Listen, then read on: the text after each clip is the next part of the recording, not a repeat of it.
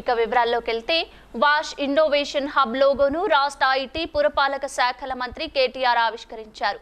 నీరు, పారిశుద్ధం, పరిశుభ్రత అంశాల్లో ఆవిష్కరణలకు ప్రోత్సాహం కల్పించనున్నారు. ఆస్కీతో కలిసి వాష్ ఇన్నోవేషన్ హబ్ ను పురపాలక శాఖ ఏర్పాటు చేసింది. మే 5, 6వ తేదీల్లో హైదరాబాద్ లో ఇంక్ ఎట్ వాష్ 3.0 కార్యక్రమం నిర్వహించనున్నారు. ఇంక్ ఎట్ వాష్ కార్యక్రమంలో భాగస్వాములు కావాలని కేటీఆర్ పిలుపునిచ్చారు. Honorable Mayor of Hyderabad, Srimati Gadwal Vijayalakshmi Garu, our Special Chief Secretary of the Municipal Administration Department, Shri Arvind Kumar, the Director Municipal Administration of Telangana, Shri Satyanarayan Garu, Professor Chari, Professor Srinivas Chari, who's been a friend, philosopher, guide, a bunch of other things also. Professor Chari Garu, thank you, for your continued guidance, continued support. Malini and the entire team of Administrative Staff College of India, thank you for organizing this event. Thank you for all your painstaking efforts. I think without you guys this would not have happened. So I think they deserve a big round of applause first. To the respected mayors from Kanpur, Goa, Chandigarh, and also from my own state, Telangana, we have honorable mayors from Warangal. We have mayors from Jawahar Nagar, Pirzadiguda, Karimnagar, and Badangpet, I think Mirpet, and others. All of you, who are here. To also the urban development chairmen of Warangal and others. I welcome you all. Khammam, I welcome you all, and to all the commissioners, municipal commissioners of various municipalities and corporations from Telangana and elsewhere who are attending, and most importantly, I think to all the innovators, who've been here, who've been really excited. I was amazed when I walked in it around 2:30, I think, this afternoon.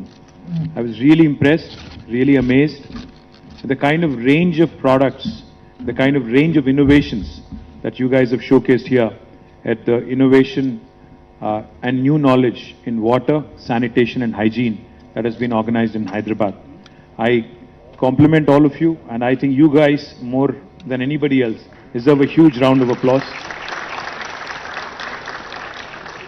The enthusiasm, the exuberance that I have witnessed, going from one stall to another, what I have witnessed is something truly astounding. Because this is the third edition, as was mentioned. In the last couple of editions, I have, of course, met a lot of young innovators. I've met a lot of enthusiastic, supporters. But today, what I really saw was mind-blowing, honestly, because I think that really shows the new face of India, the young face of India, which wants to offer solutions for the rest of the world as well. One of the things I firmly believe, I've been a minister now for about 8 years. I've been representing the Urban Development Department for a while as well. One of the things I firmly believe, Mahatma Gandhi ji had famously said that India lives in its villages. It is true. Nearly 70% of India lives in its villages. But India is actually run, India is driven, India is powered by cities and towns. The reason why I say this is because if you take Telangana as an example, Telangana is predominantly a rural state also, like many other Indian states. We are about 46% urban, so that makes us 54% rural.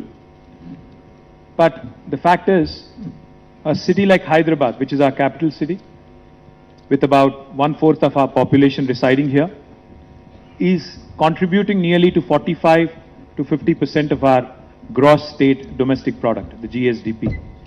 Same logic applies to many other states and in fact to India as a country as well. I recall a conversation that I had with the chairman of Microsoft, Satya Nadella, at some point, I think a few years ago, when I had mentioned to him that our cities and our towns are the economic engines that actually drive our nation and our states also. He shared something very interesting with me. He said, Microsoft also exists in terms of operations, in terms of, presence in over 180 plus countries. But Even Microsoft's revenues actually come from about 70 cities. So the fact is, cities and towns are our economic engines that continue to drive the growth of our great nation, the growth of nations across the world as well. Urbanization, suburbanization is a phenomenon that no country has been able to find a solution to. In fact, why do people migrate? Why do people urbanize? Why do people move from a rural setting to an urban setting? It's something that has, I think, grappled many sociologists, many people who study the phenomenon of urbanization. It is a fact that people move in terms of, in search of better livelihood, better economic opportunities, better healthcare opportunities, better educational opportunities, better quality of life, so to put.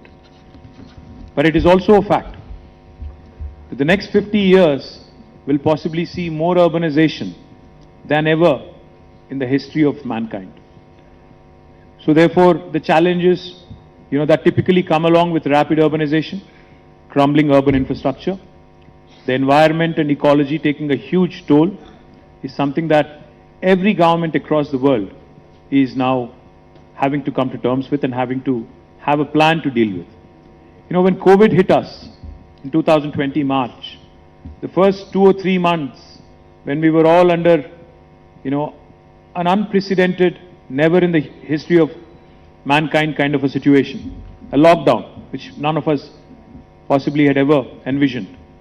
I saw several videos. I'm sure most of you would have also. The videos that were doing the round. Please like and share, subscribe to Bcn Telugu News. Please like, share and subscribe to Bcn Telugu News.